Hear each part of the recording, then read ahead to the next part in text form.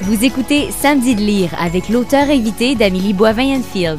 On est maintenant rendu au moment de l'émission. Mon auteur invité de cette semaine, Hélène Dorion, nous présente son coup de cœur littéraire. Et votre coup de cœur littéraire, c'est Autobiographie de l'esprit de Élise Turcotte. Oui, tout à fait. Alors, Élise Turcotte, on la connaît comme romancière, on la connaît comme poète.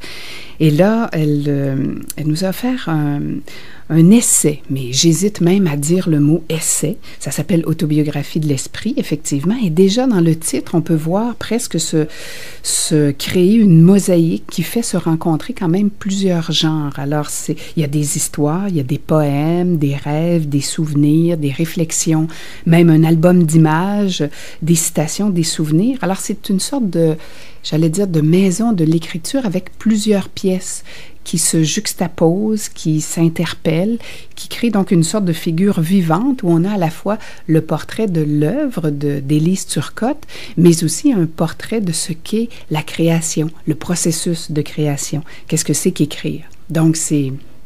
En fait, Autobiographie de l'esprit, moi je dirais, c'est d'abord un livre vivant, un livre libre. Et les livres vivants et libres nous rendent libres. C'est ce que j'ai aimé principalement de ce livre. Est-ce que c'était le premier ouvrage d'Élise Turcotte que vous lisiez? Non, bien sûr que non. En fait, Élise est vraiment une écrivaine que je suis depuis toujours dans ses différents genres littéraires. C'est une grande poète, une grande romancière, donc je connais très bien son œuvre. Elle a une œuvre vraiment importante. Mais disons, au niveau de l'essai, ce livre a été vraiment pour moi un coup de cœur, même si j'aime tous ses livres. Celui-là, vraiment, pour moi, a résonné de façon toute particulière parce qu'il n'y a pas tant de livres qui nous parlent, et surtout de façon intime, d'une intimité naturelle et vraie, qui nous parle de l'écriture. Et par intimité, je ne veux pas dire de façon anecdotique. Là, c'est pas j'écris de 8h à 9h, puis j'utilise un ordinateur, pas du tout. On est au cœur du processus de l'écriture dans ce qu'il a de plus fondamental. Et on connaît, il y a plusieurs ouvrages étrangers, je pense à Annie Dillard, Geneviève Brisac, Philippe Lacoue-Labarthe, donc des livres même qu'Élise Turcotte cite. Mais ici, au Québec, on connaît bien sûr Dany Laferrière, il y en a d'autres, mais il n'y en a pas tant que ça. Et ce livre que nous donne Élise Turcotte, il me semble, là, ajoute vraiment quelque chose dans ce type de livre qui est quand même assez rare, en fait, ici. Et puis, de cette qualité-là, je vous dirais il passe la barrière de l'ici, ça c'est certain. Il est très beau. On a toute la quête de l'écrivain dans ce livre qui s'ouvre d'ailleurs sur un exergue de Carlos Lizcano qui dit « J'écris et je ne tiens aucune proie ». Et un peu plus loin, Élise Turcotte écrit « Ton arc, tends-le et n'attends rien d'autre que cette tension ». C'est-à-dire n'attends rien d'autre que le chemin même de l'écriture. Je disais tout à l'heure, je fais le parallèle, quand je parlais de mon livre, je disais, mais il y a le livre qu'on veut écrire et il y a le livre qui doit s'écrire. On peut tirer une flèche et atteindre autre chose que la cible première que l'on visait. Et ça, je pense, c'est l'expérience du précipice de l'écrivain, c'est l'expérience du vertige, c'est l'expérience vraiment extraordinaire qu'on peut avoir de faire face au chaos, de faire face à l'incertitude, à l'intranquillité, disons, et même à l'impossible, en fait.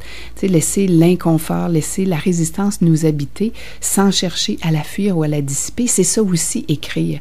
Et écrire nous apprend à vivre profondément. Et ça, on a ces deux chemins-là dans ce livre d'Élise Turcotte, à la fois vivre et à la fois écrire, et qui sont toujours intimement liés. Donc, les questions de création, là, sont vraiment dans la vie. Elle fait une liste, à un certain moment, de petites choses, de petits thèmes qui sont présents dans la vie. Ce qu'elle appelle ces petites boîtes. Alors, tout est là. Être attentif aux petits riens, aux boîtes de rien qui contiennent tout et toute notre existence, c'est ça, écrire en fait. Et ça, c'est la matière de l'écrit, c'est cette matière-là qu'on travaille. Et pas forcément pour retenir le réel, ce qui est très important. On ne retient pas le réel dans l'écriture. Comme nous dit Élise Turcotte, il faut soustraire la réalité à l'explication et à la pensée analytique pour lui redonner en fait son mouvement, recueillir le moindre de ces petits mouvements. Alors, dans une pièce comme celle-ci, Élise Turcotte prendrait une petite boîte, puis elle mettrait toutes sortes de choses, elle les relierait, elle créerait en même temps une distance entre ça, et elle nous dit, c'est comme ça qu'on écrit et c'est surtout avec ça qu'on écrit. Donc, pour moi, c'est un livre là, vraiment Mais est-ce qu'on doit être précieux. un créateur pour apprécier cet ouvrage-là de Ah Élise? non, pas du tout. Non. Je pense qu'on doit être un amoureux de la vie. Si on est amoureux de la vie et qu'on a envie d'apprendre à voir, d'apprendre à sentir, d'apprendre à regarder ce qui est là, d'apprendre, parce qu'on se raconte tous des petites histoires. Donc, il y a ces petites histoires-là. On a tous des albums d'images, des albums de souvenirs. Donc, il y a cette matière de la vie. Et quand je disais tout à l'heure, la vie et la création sont intimement liées. Quand on parle de création, il y a aussi une forme de présence, et j'allais dire une qualité de présence dans la vie, quand on la pense en termes de création, de ne pas simplement prendre les choses telles qu'elles sont ici, mais de relier une chose à une autre, d'aller dans la vie avec un émerveillement. Et cet émerveillement, c'est ce qui nous tient et nous garde vivants. Et dans ce livre, moi je pense que c'est un livre d'émerveillement. Élise Turcotte est émerveillée devant la vie, et pour elle, sa façon de le dire, c'est d'écrire. Mais être émerveillé devant la vie, c'est être vivant et vibrant.